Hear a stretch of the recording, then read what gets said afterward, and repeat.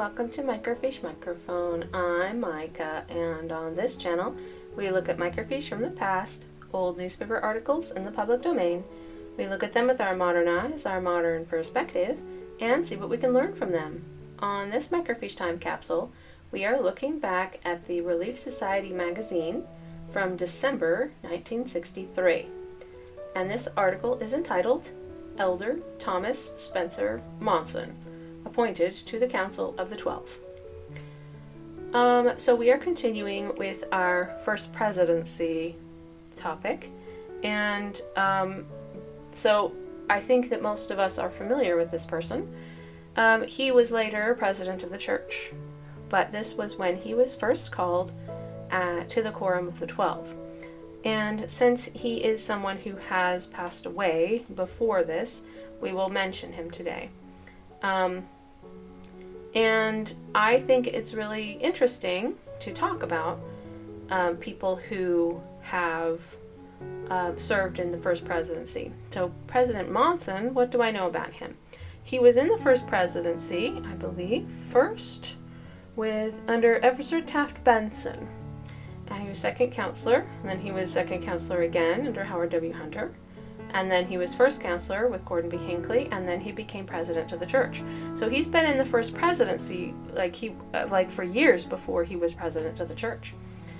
And what I remember about his style is that he was he loved to tell stories.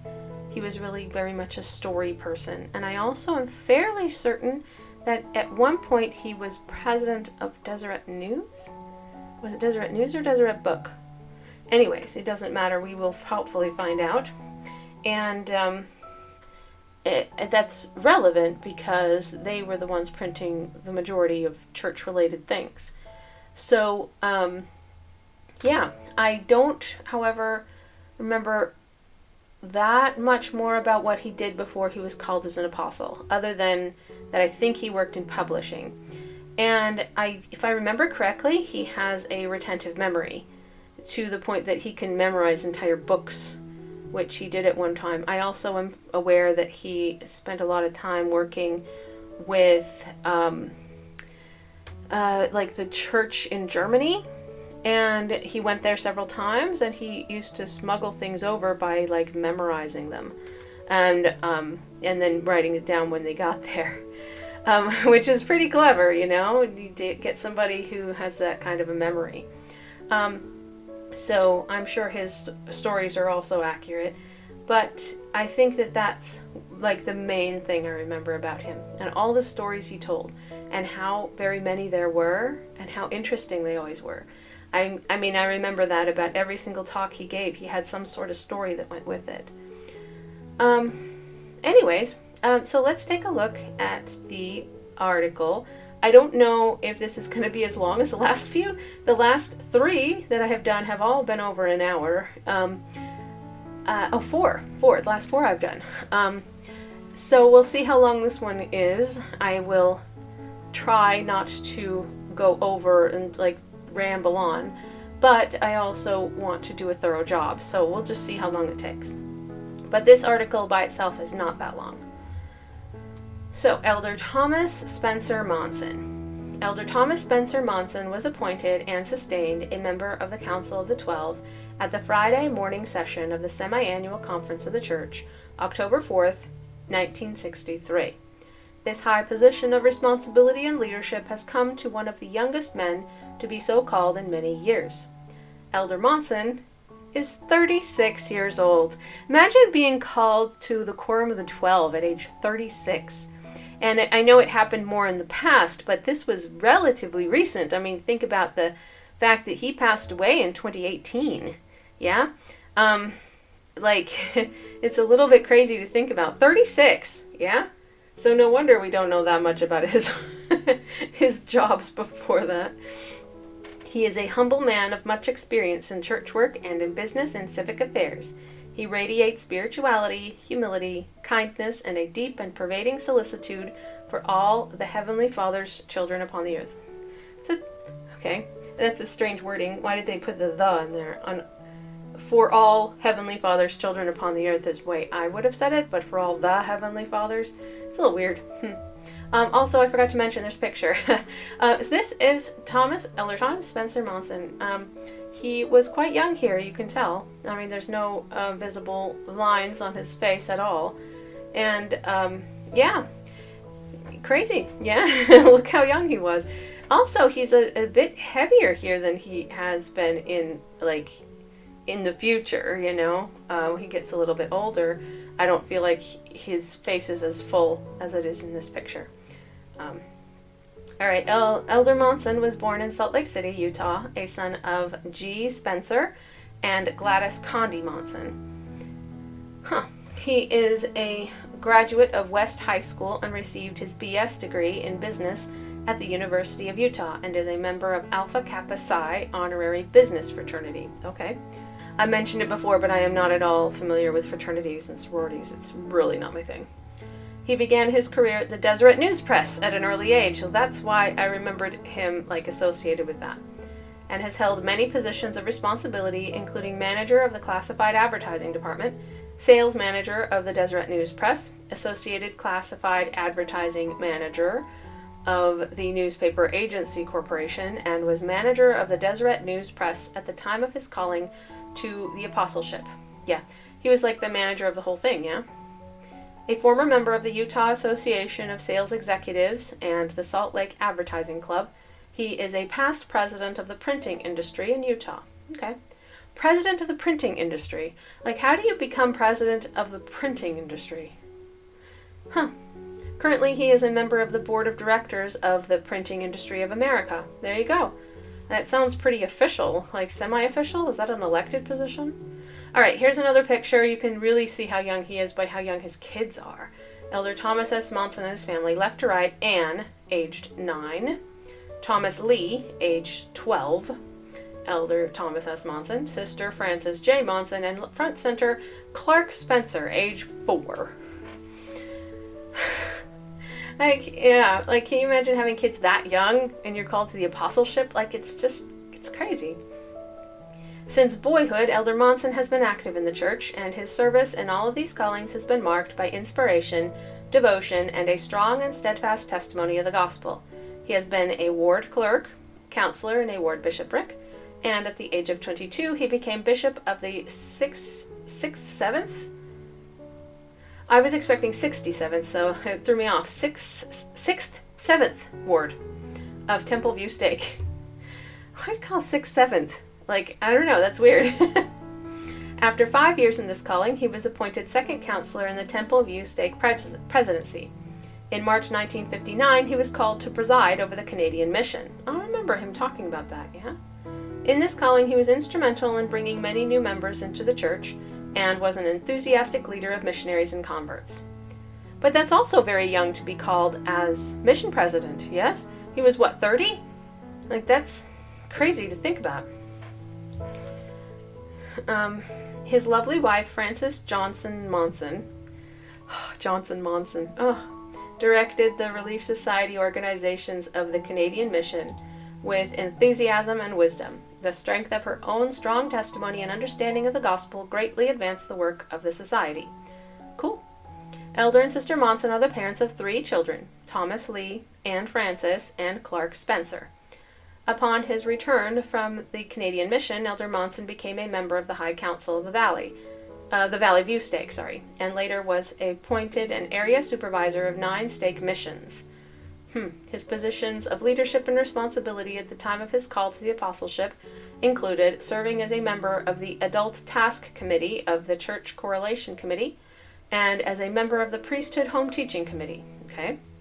Earlier in 1963, he served as a member of the Genealogical Conference staff with the duties of attending stake conferences and presenting the genealogical program of the church.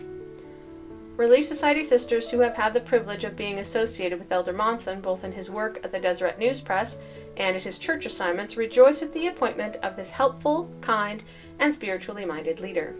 He is very approachable and inspires respect, confidence, and loyalty. The sisters, who have served on the editorial and business staff of the Relief Society magazine, are grateful for the helpful counsel Elder Monson has given them through his position as an executive at the Deseret News Press. That's a little bit of a personal, nod from the author, yes? Because the author isn't named, I don't think.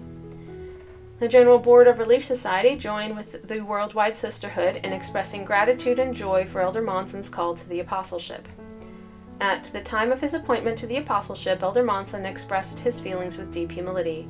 Whether in church or business, he said, the sweetest blessing in all life is to feel the promptings of the Holy Spirit. He said that he had felt these promptings, especially while serving as a bishop and as a mission president, being led to the doors of people who needed assistance. In pledging his loyalty and support of President McKay, Elder Monson said, my prayer is that I may always obey you and these my brethren. I will strive to be what you want me to be. Yeah, that's interesting, because usually when someone is called to the Quorum of the 12, it was because they had served as a stake president beforehand, and that's kind of how they came on the radar of the first presidency. I'm guessing with him, it was that he was the mission president, yeah? And then later when he was the manager of the Deseret News Press, yeah? I'm guessing that's how he came under the radar of the first presidency. Although Elder Bednar, who's in the Quorum of the 12 now, was called having just been president of BYU Idaho. So, you never know. Every once in a while, there's somebody out of the blue who gets called. And it's a little out of the bluish, you know. President Monson was a little bit called out of the blue, yeah? I don't think anyone was expecting that when he was called. Yeah, it's cool. I like it. But no, there's no author listed. But, the author did kind of give a little nod, yeah? Be like, the people who work with the Relief Society magazine know him, including the author. I'm sure the author does know him, or has had dealings with him in some capacity. I guess because he was called so young, he didn't really have an opportunity to do much before he was called as an apostle. But of course he did a lot in his capacity as apostle. Yeah, so let's look him up. I knew this part would be longer than the article itself, because that article is quite short. And just another observation from myself, and I don't know how many people noticed this, but I think it was around 2005 maybe, I started to notice that he had a whistle when he spoke. And I think that it was because that's when he got full dentures. And before that, he didn't have full dentures. He just maybe had a partial. But after he got full dentures, he started to whistle when he spoke. I don't know if anybody's noticed that, but you can totally look it up and watch some of his speeches as he got older. It's not important. It's just an observation, So, Thomas Spencer Monson, August 21st, 1927 to January 2nd, 2018, was an American religious leader, author, and the 16th president of the Church of Jesus Christ of Latter-day Saints, LDS Church. As president, he was considered by adherents of the religion to be a prophet, seer, and revelator. Okay, I don't understand when they explain the organization of the church, because I feel like if people really wanted to know, they should click on the link about the church itself, Monson's early career was as manager of the Deseret News, a Utah newspaper owned by the LDS Church. He spent most of his life engaged in various church leadership positions and public service. Yeah. Monson was ordained an LDS apostle at age 36, served in the first presidency under 3 church presidents, and was the president of the Quorum of the 12 from March 12, 1995 until he became president of the church on February 3, 2008. He succeeded Gordon B. Hinckley as church president. Yeah. Monson received 4 honorary doctorate degrees, as well as Scouting America's Silver Buffalo and the World Organization of the Scout Movement's Bronze Wolf, the highest awards in each organization. He was a member of the National Executive Board of Scouting America, the organization's governing body. Monson was chairman of the boards of trustees, education of the church educational system. Okay. And Ronald Reagan appointed him to the U.S. President's Task Force for Private Sector Initiatives. Oh, what? Okay. Has anybody heard about that? I'm hoping they mention that in more detail, because I did not know about that. He married Frances Beverly Johnson in the Salt Lake Temple in 1948, and together they raised their 3 children. Frances died on May 17th, 2013. So he outlived her, yes, by 5 years. Biography. Early life. Monson was born on August 21st, 1927 at St. Mark's Hospital in Salt Lake City, Utah, the son of George Spencer Monson and Gladys Condi Monson. The second of 6 children, Monson grew up in a tight-knit family, with many of his mother's relatives living on the same street, and the extended family frequently vacationing together. That sounds fun, yeah? The family's neighborhood included several residents of Mexican descent, an environment in which Monson said he developed a love for the Mexican people and culture. Oh, because his neighbors were Mexican?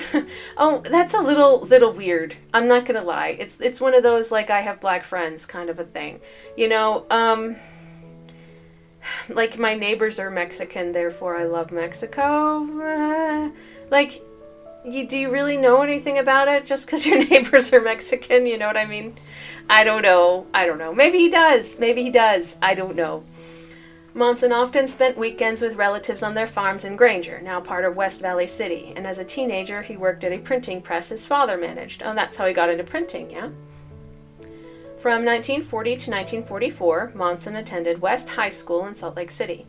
In the fall of 1944, he enrolled at the University of Utah.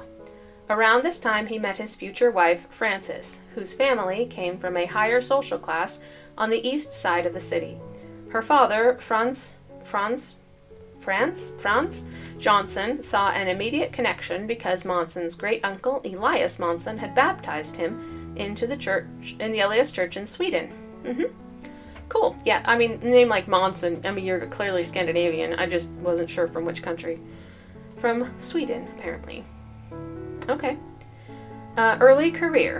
In 1945, Monson joined the United States Naval Reserve and anticipated participating in World War II in the Pacific Theater.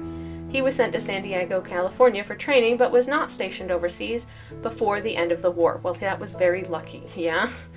His tour of duty lasted 6 months beyond the end of the war. Then he returned to the University of Utah. Monson graduated in 1948 with a bachelor's degree cum laude in business management. Okay. Monson did not serve a mission as a youth. Well, that wasn't that common back then. I mean, like, we heard about it with, who was it that served a mission that was like, really, me? Okay, random. You know, was it Spencer W. Kimball? I can't remember, but it was definitely one of the more recent ones we've read that it was a surprise when they got called on a mission, because nobody got called on a mission. There was like 1 per ward, you know, per year, like that. So, yeah, it was during the time when everybody was serving in the military. So, no, I'm not that surprised that he didn't serve a mission. So, no shade there at all. At age 21, on October 7th, 1948, he married Frances Beverly Johnson in the Salt Lake Temple. The couple eventually had 3 children, Thomas, Lee, Ann Francis, and Clark Spencer. We've already mentioned them. So, kind of skimming over. After college, he rejoined the Naval Reserve with the aim of becoming an officer. Shortly after receiving his commission acceptance letter, his local bishop asked him to serve as counselor on the bishopric. Time conflicts with bishopric meetings would have made Navy service impossible. Really? Can you just, like, withdraw something like that? I mean, I thought that once you signed up to be in the military, you're stuck until your time is up. So, is that something you can, like, withdraw? Huh. After discussion with Church Apostle Harold B. Lee, his former stake president, Monson declined the commission and applied for a discharge. Okay, so you have to apply for the discharge. The Navy granted his discharge, and the last group processed before the Korean War, so there's another stroke of luck, yeah? He didn't have to go to war. Well, good for him. Lee set him apart 6 months later as a bishop, mentioning in the blessing that he would likely not have been called if he had accepted the commission. Interesting. It makes you wonder, like, what would have happened if, you know? Like, what if something different had happened, like some sort of, like, alternate timeline? What would have happened if he had gone to the Navy instead? would he have ended up in the position that he eventually ended up in? Probably not, yeah. Monson briefly taught at the University of Utah, then began a career in publishing. His first job was with the Deseret News, where he became an advertising executive. He joined the advertising operations of the Newspaper Agency Corporation at its formation in 1952. 1 year later, Monson transferred to the Deseret News Press, beginning as sales manager and eventually becoming general manager. While at Deseret News Press, Monson worked to publish LeGrand Richards' A Marvelous Work and a Wonder. He also worked with Gordon B. Hinckley, the LDS Church's representatives on publications, with whom he would later serve in the First Presidency. In addition to serving as a counselor to President Hinckley, President Monson also served alongside 2 other church presidents. Yeah, that was Ezra Taft Benson and Howard W. Hunter, and then Gordon B. Hinckley. But I think that he knew President Hinckley first, yeah? It seems like it. It seems like they got along really well. Otherwise, I feel like President Hinckley wouldn't have chosen him and his counselor as well. You're not required to. So, just an observation. It sounds like they worked well together. Local church leadership. On May 7th, 1950, Monson became an LDS bishop at age 22. Can you imagine being called as a bishop at age 22? Like, geez, I wasn't even finished with my studies at age 22. Like, I was still in college. Like, I can't even imagine. Serving for 5 years in 2 wards. He had previously served as ward clerk, Ward Young Men's Mutual Improvement Association superintendent. At the time, Monson's Salt Lake City ward contained over 1,000 people, including 85 widows, whom he visited regularly, and he continued visiting these widows after completing his service as bishop, and he loved to tell stories about them. Yes, he did. And he made it kind of his mission to visit all of the widows. I think it was because it was post-war. I'll bet there were that many because it was post-war. Like, partly, obviously. So they weren't all older. They weren't all elderly. Some of them were young, with little children, you know? Interesting. He brought them gifts during the Christmas season, including poultry he had seasoned himself. Oh, he had raised himself, sorry. I don't know why I read seasoned. That was weird. Okay. Monson eventually spoke at the funerals of each of these women. All 85? Wow, I didn't know that. Also, during his time as bishop, 23 men of his ward served in the Korean War. He wrote weekly personal letters to each serviceman. During his service as bishop of the 6th, 7th Ward, sacrament meeting attendance in the ward quadrupled. Wow. Wow, he really poured his heart and soul into it, didn't he? Like, that's a very dedicated bishop. And even very dedicated bishops usually don't get that kind of results. Like, he clearly had everything working together for him. On June 16th, 1955, at age 27, Monson became a counselor to Percy K. Fetzer in the presidency of the Salt Lake Temple View Stake. He was replaced as bishop of the 6th, 7th Ward the following month. In the stake presidency, Monson oversaw the stake's primary, Sunday school, MIA, athletics, and budget, until he was moved to Holiday, Utah in June 1957. Until he was moved? Like, he didn't move, but he was moved? Like, that's a little strange, is it not? In Holiday, Monson was assigned to a ward building committee to coordinate ward members' volunteer service to build a meeting house. Okay? Mission president to Canada. In April 1959, at age 31, Monson became president of the church's Canadian mission, consisting of Ontario and Quebec, and served until January 1962. Monson's third child, Clark, was born during his mission presidency. As there were no local stakes in Ontario or Quebec at the time, Monson was responsible for both the missionaries and all the LDS church operations in the area. Okay. Oh gosh, that's a big job then. Because, in case you were not aware, like normally you have a stake president over your area. But if there is no stake, then it's the mission president who's in charge of your area. And so, yeah, I find that interesting. So, there were no stakes in Canada at the time, which means that President Monson was responsible for the entire area, including all the stake kind of business that would normally be stake job. So he was essentially mission president and stake president at the same time, except there was no stake, and that's why he was in charge of it. When he became mission president, he oversaw 130 missionaries and 55 church branches divided into 9 districts. That's such a big job. During his tenure, the number of missionaries peaked at 180. Historically, most districts and branches in the area had been presided over by full-time missionaries, but Monson placed local members as presidents of branches and districts soon after arriving. Oh, very good. Okay, so what can happen, in case you did not know, is if you're in a branch, then it is possible that there's not enough priesthood in order to run the branch independently. And so what they will do is they will supplement some of the callings with missionaries. And they'll ask the missionaries to even be branch presidents and to basically run the branch with priesthood-wise. But it looks like President Monson said, no, I don't think that's a good practice. I think that we should call as many local people as we possibly can because we need their support. They know the area, yeah? Monson initiated French-speaking proselytizing efforts in Quebec. Good for him. He directed increased missionary work to immigrants from Netherlands, Germany, Poland, Italy, Soviet Union, and Hungary. Jacob de Jager, a future LDS general authority, was among the immigrant converts. De Jager, was he not on the presidency of the 70, I want to say? First quorum of the 70. Okay, so not presidency, just first quorum. Okay, I just wanted to look it up real quick.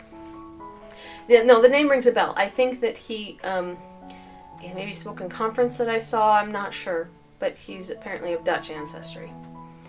To help encourage members to stay in Canada, increase the perception of permanence, and better reach potential converts, he started a major construction program for new meeting houses. Until then, most branches had used rented halls. Well, that's a good idea as well. Yeah, kind of free advertising. Well, that's not free advertising, but it's also, advertising in a way. And also a place that would allow people to use it. Efforts made during Monson's service came to fruition when a stake was organized in Toronto on August 14, 1960. However, most of the missions area remained in districts. A more complete presence in Ontario would not come until the dedication of the Toronto, Ontario Temple in 1990, which Monson attended as a member of the First Presidency. Cool.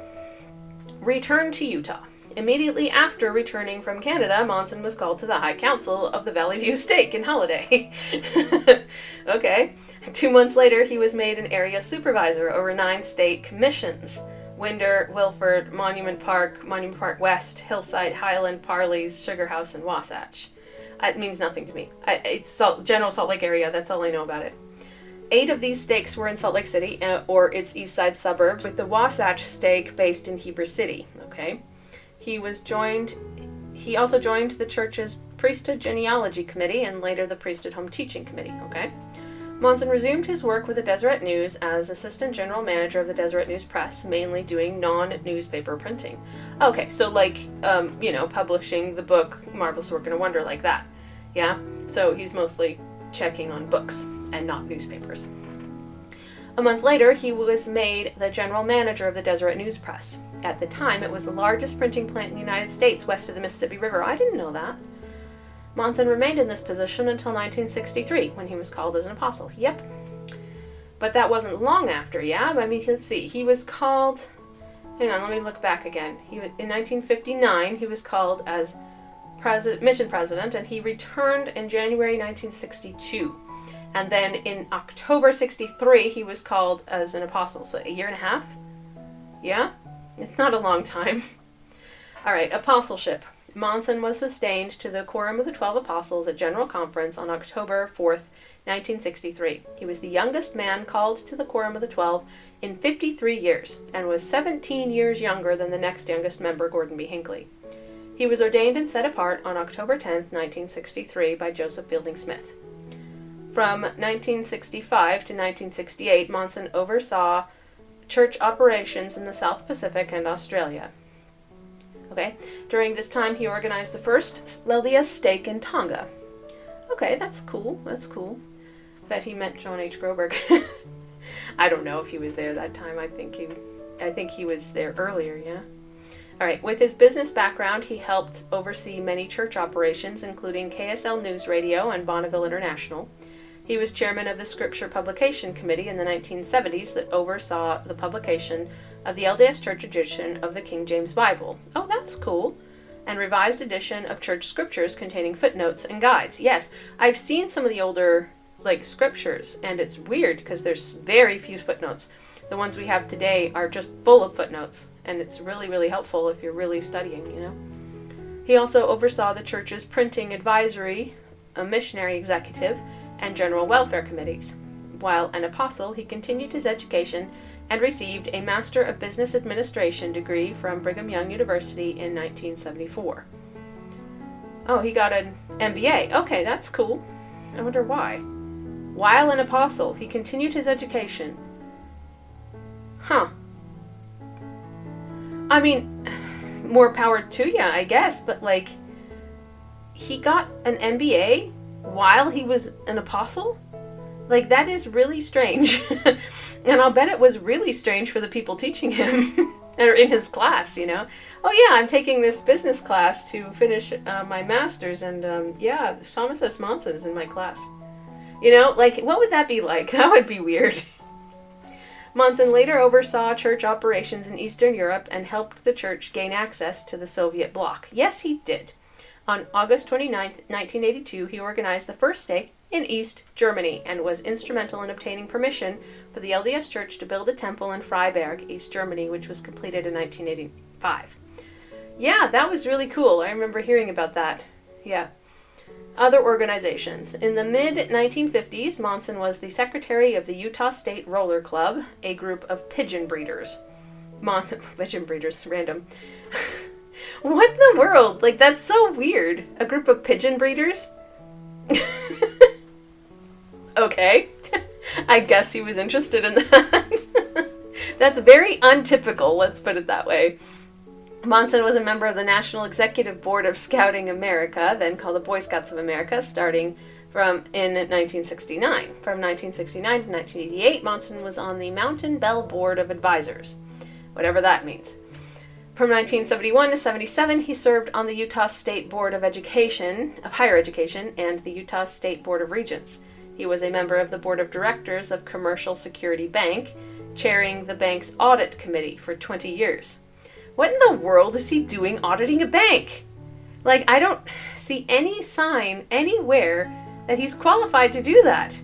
He didn't study auditing. He didn't study mathematics. There was no technical training. I mean, he has an MBA. Is your random MBA qualified to audit a bank? That's my question. I mean, I have some colleagues who are MBAs, but I don't know how many of them would feel qualified to audit a bank. In 1993, when the bank was purchased by Key Bank, Monson joined the board of directors of Key Bank. Okay. In 1981, Ronald Reagan appointed him to the President's Task Force on Private Sector Initiatives. Yeah, they mentioned that. Serving until its completion in December of 82. Private sector initiatives. I don't know what that means. It seems very strange. Monson resigned most of his positions in 96 when church leadership determined all the general authorities should leave all business boards of directors except for Deseret Management Corporation. Oh, I didn't know that they had a certain date where that was a cutoff. Interesting. Because we've read lots of these articles so far, and most of the leadership of the church were on some sort of committees or other, some sort of management something or other. And, some typical ones ZCMI and, the Key Bank, Hotel Utah, things like that. And, and this one is just from 1996. They don't want them to be on the boards of any directors except for Deseret Management and Deseret News. Yeah.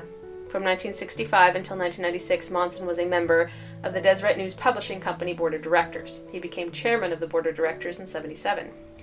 Okay. First presidency. Here we go. Following the death of church president Spencer W. Kimball in 1985, newly selected church president... Newly selected, huh? No, it's just the next one. There's an order to it, yeah. The next church president, yes. Newly selected is actually a misnomer. That's inaccurate in my opinion. Yeah. The next church president, Ezra Taft Benson, asked Hinckley and Monson to serve as his first and second counselors. Monson and Hinckley also served as counselors to Benson's successor, Howard W. Hunter. And why in the writing did they switch the order? It has Hinckley and Monson to serve as his first and second counselors in that order, yeah? And then they say Monson and Hinckley. Whereas, why don't you just say Hinckley and Monson and keep it in the right order? Because that's the order they were called in, first and second counselor. Okay, I just think it's weird that they switched the order here. I'm being a little overly critical of the wording, but I feel like with Wikipedia you can be. There's so many people who edit it, but it's just, for people who are editing it, be aware that language matters. The way that you word things is important. So phrases like newly selected church president is inaccurate. That's not correct. It implies that it was like a selection process. It wasn't a selection process. They knew who was going to be the next president. It was the president of the Quorum of the 12. Yeah? It's really not a question of who is going to be the next church president. I can tell you right now that if President Nelson dies, like tomorrow, then President Oaks would be the next president of the church because he is the next in succession. Like there's an order, you know? And the same thing here, when it is important to mention who is first and who is second counselor, this is not a trivial question. It could have gone the other direction. Like they could have chosen President Monson as the first counselor and President Hinckley as the second. They could have. It's not typical, but it's possible. And, yeah. And instead, they switch around the order. And I don't like that because it was President Hinckley as first counselor and President Monson as second. And I think that that's important, since it's a non-trivial question, to get in the right order in articles such as this nature. So if anybody is ever editing these, be aware that your language matters. All right, rant over. When Hinckley succeeded Hunter in 1995, Monson became his first counselor. Yeah. He served until Hinckley's death on January 27, 2008. As the second most senior of the apostles behind Hinckley, Monson simultaneously served as president of the Quorum of the 12 Apostles. Boyd K. Packer, then third in seniority, served as acting president during that time. Also, not necessary to say, that is pretty well known that that's the way it works. But I guess the point is that President Monson, even though he was the president of the Quorum of the 12, he didn't actually serve in that capacity ever. I think that's the point there. All right, LDS Church President. Monson became the 16th president of the LDS Church on February 3rd, 2008, succeeding Hinckley, who had died 7 days earlier. Monson selected Henry B. Eyring and Dieter F. Uchtdorf as his first and second counselors, respectively. When Monson was born... Okay, random jump. When Monson was born, there were fewer than 650,000 church members in the world, most of them living in the western United States. At the time he became church's president, there were over 13 million members worldwide, with the majority living outside the United States and Canada. As of October 2012, 31 temples announced by Monson were either under construction or in planning. Okay. Monson and his counselors met with President George W. Bush on May 29, 2008, during Bush's visit to Salt Lake City. Okay. He and Apostle Dallin H. Oaks met with President Barack Obama and Senator Harry Reid in the Oval Office on July 20, 2009, and presented Obama with 5 volumes of his personal family history records. Well, that was very cool. I believe I had heard about this. And it really touched President Obama as well. He was like, really? That's my family history? It's like, yeah. Monson did not attend a meeting other church leaders, including Eyring and Uchtdorf, had with Obama during his visit to Utah in 2015. That's because he wasn't well, right? In April 2015. A church spokesperson indicated the absence was in order to save Monson's strength for the church's general conference the following weekend. Yeah. As 2015 progressed, Monson gave the closing talk at the funerals of L. Tom Perry, Boyd K. Packer, and Richard G. Scott. Yeah, I remember that as well. That was a crazy time when there were 3 apostles who died within a short succession, and they had to call 3 at the same time. Yeah. On May 23rd, 2017, The LDS Church said Monson would no longer be attending meetings at the church's offices on a regular basis because of limitations incident to age. Yeah, he wasn't well. He was pretty frail near the end. With his birthday on August 21st, 2017, Monson became the 7th president of the LDS Church to be a nonagenarian. So, why did they have to say it like that? He turned 90, okay? He was in his 90s. Sheesh. Consistent with the May 2017 statement, the LDS Church announced on September 28, 2017, that Monson would not attend the church's upcoming General Conference due to the same health and age-related limitations.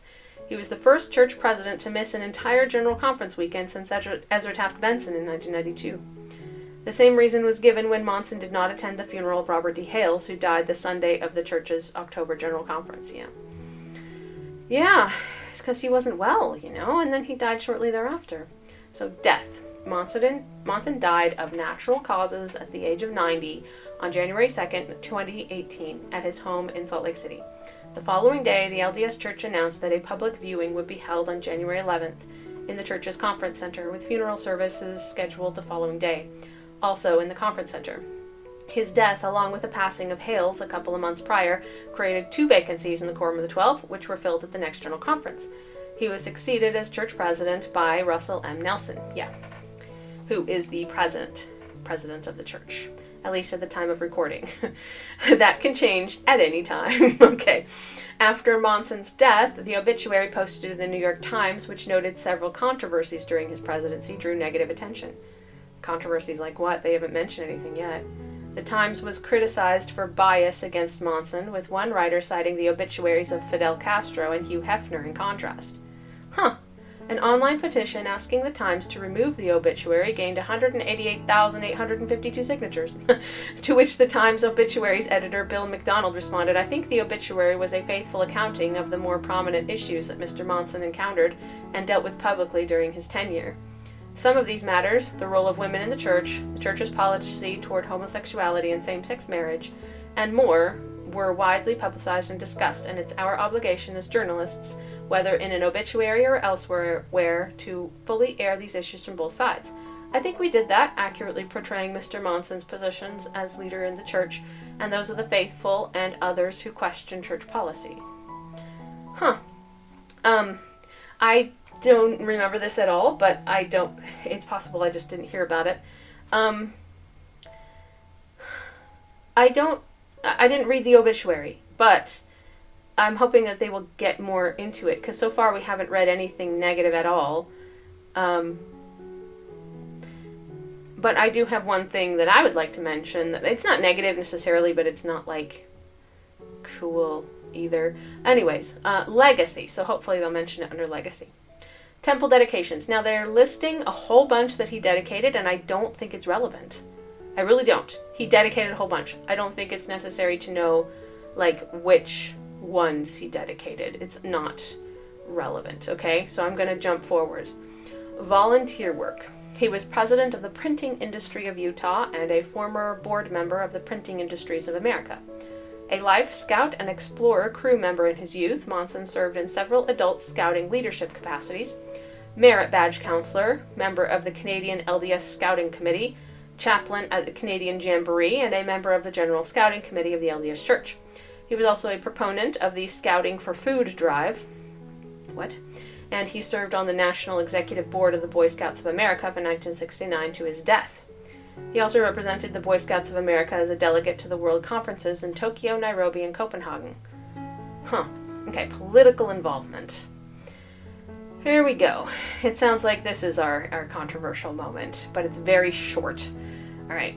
In June 2008, Monson and his counselors in the first presidency sent a letter to local congregations in California urging them to support Proposition 8 by donating their time and resources, stating that our best efforts are required to preserve that sacred institution of marriage. In 2012 Utah voter list, he was listed as a registered Republican voter. Well, this is very neutrally written. What in the flip was Proposition 8? I'm not familiar with it. Known informally as Prop 8, was a California ballot proposition and a state constitutional amendment intended to ban same-sex marriage. Seriously? Yeah, that's a good reason. He's homophobic.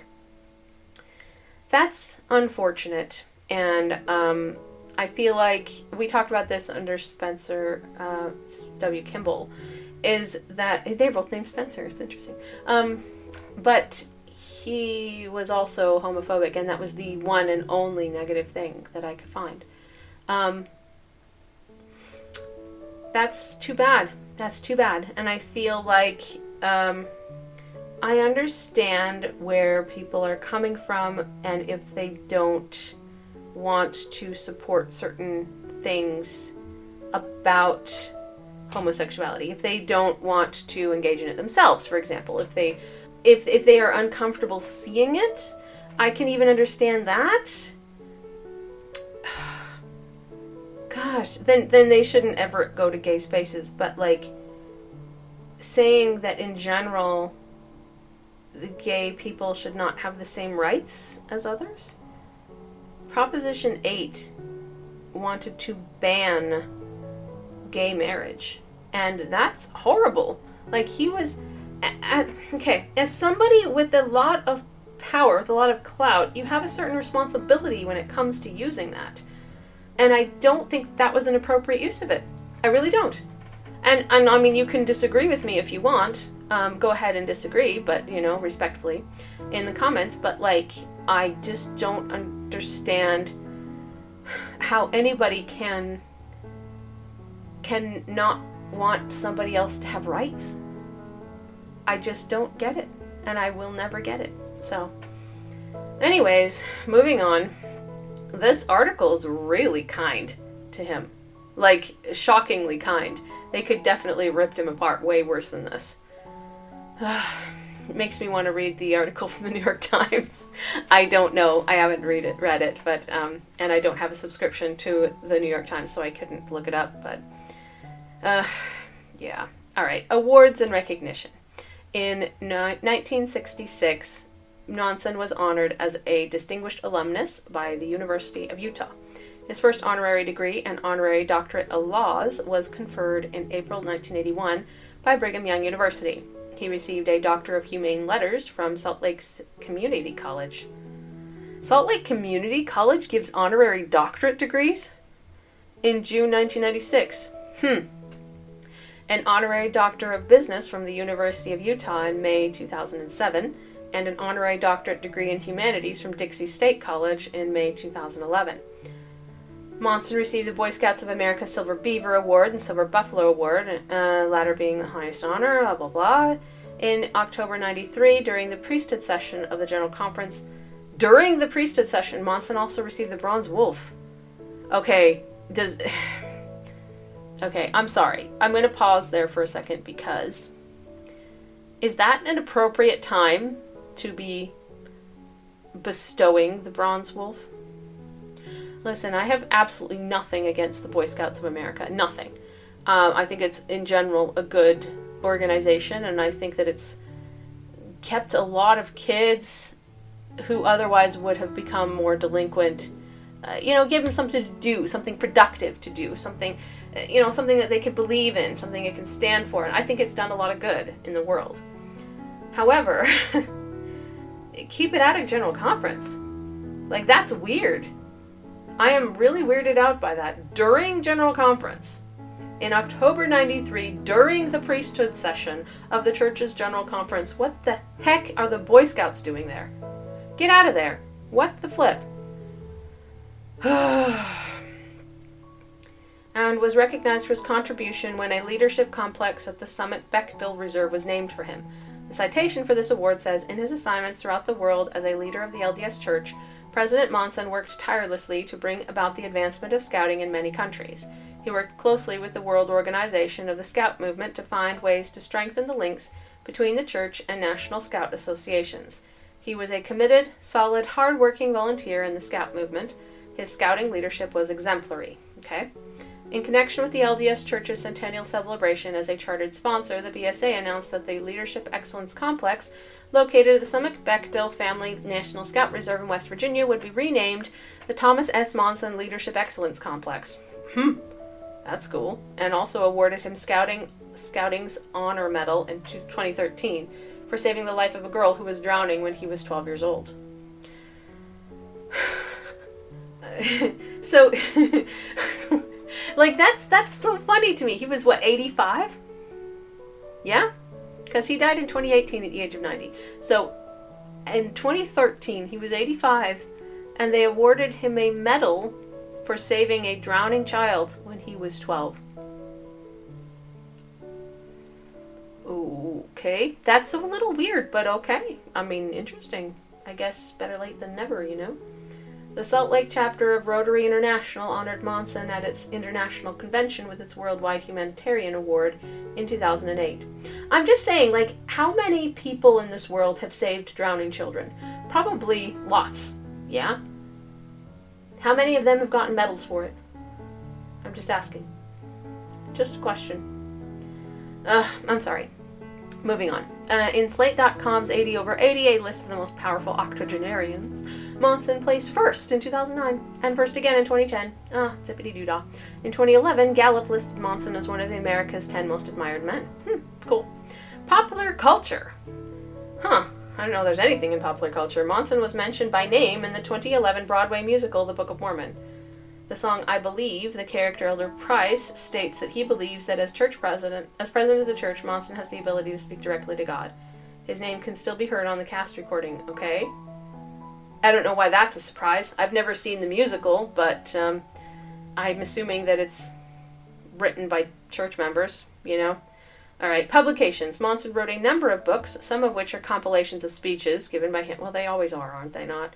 Others discuss particular LDS gospel themes. He also wrote Faith Rewarded, which is an autobiographical account of his work in leading the church in Eastern Europe.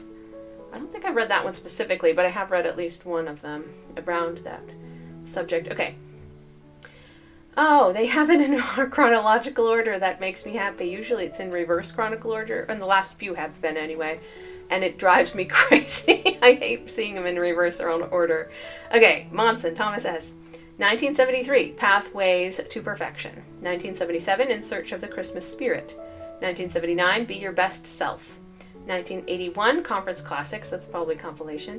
1983, Conference Classics Volume 2. 1983, Christmas Gifts, Christmas Blessings. He must have loved Christmas. 1984, Conference Classics Volume 3, yeah, okay. 1985, Favorite Quotations, okay, that's also not important. 1985, On the Lord's Errand, Memoirs of Thomas S. Monson. I think that's the one I've read. Yeah? What was the other one they mentioned? Faith Rewarded. No, I think I read On the Lord's Errand. 1988, Live the Good Life. 1992, The Search for Jesus. 1994, Inspiring Experiences That Build Faith, from the Life and Ministry of Thomas S. Monson. That's somebody else wrote that, yeah. 1996, Faith Rewarded, a personal account of prophetic promises to the East German states. 1997, Invitation to Exaltation. 1997, Meeting Your Goliath. 2004, A Christmas Dress for Ellen. 2011, Teachings of Thomas S. Monson. 2012, A Prophet's Voice, Messages from Thomas S. Monson. 2013, Consider the Blessings, True Accounts of God's Hand in Our Lives. Cool. I feel like I should read the last one. I haven't read it, but it does sound really interesting. So, that was a lot of information, and I feel like some of it was very much glossed over.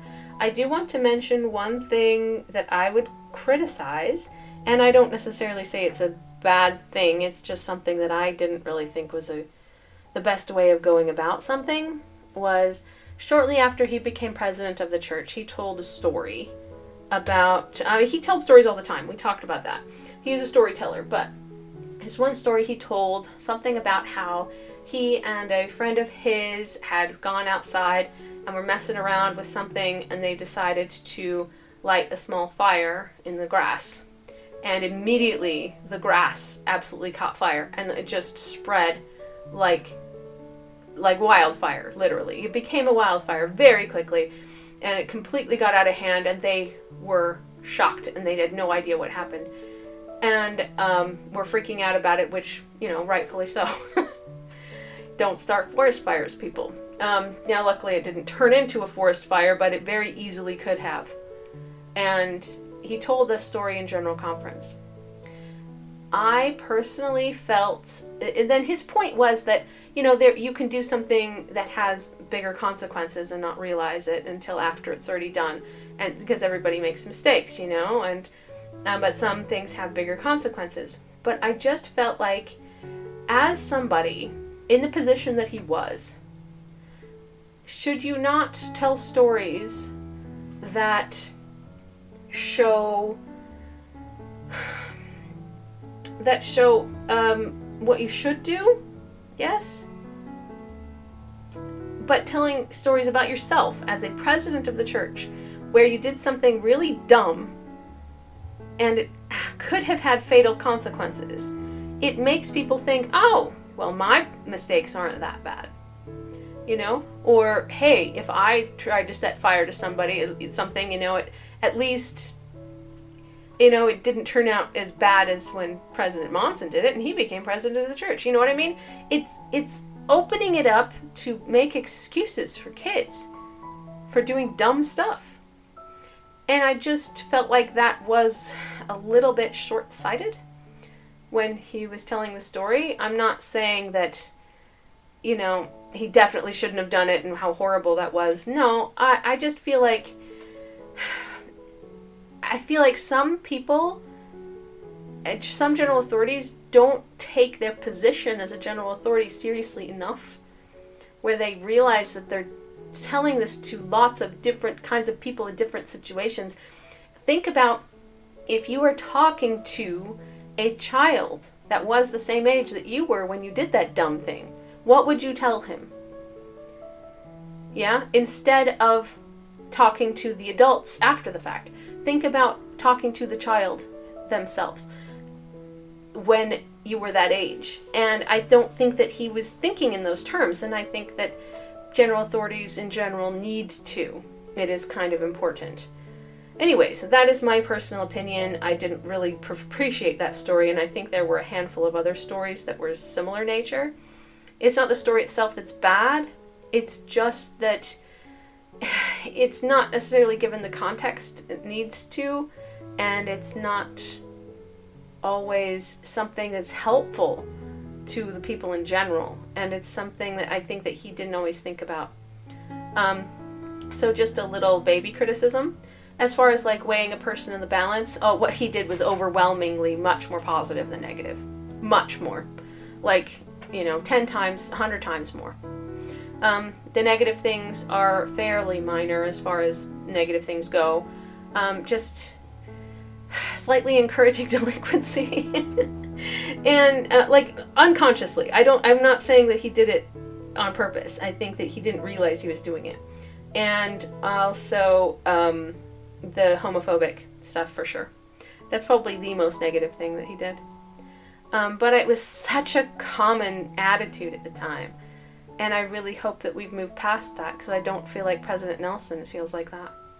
So anyway, maybe we will talk about President Nelson at one point. So I will say at the end of this video, so President Monson is the last member of the first presidency that we will be discussing at the moment. I am considering including James E. Faust, since he has also passed away, but that's it. All the rest of them are still alive. I could change my mind about that. I haven't quite made up my mind 100%. So if I do add him, I'll do it later. But right now, for the moment, because I want to only read older articles, I have to find someone that has an older article and is no longer alive. Now, most of the people from the older articles are not alive. However, you never know. Russell M. Nelson's still around, and he's 100. So, at least at the time of recording. Anyways, so, so this is Elder Thomas S. Monson is where we're ending. I am going to fill in a couple of holes from the first presidency that we missed earlier, and then we are moving on to the Quorum of the 12. So I'm kind of looking forward to that. We have almost covered all of the first presidency except for people who are still alive. So yeah, I will consider including James E. Faust. But yeah, I might throw him in there. He just doesn't have an older article, is all. yeah, if you like the video, please give it a like and subscribe to the channel, and I hope to see you in the next video.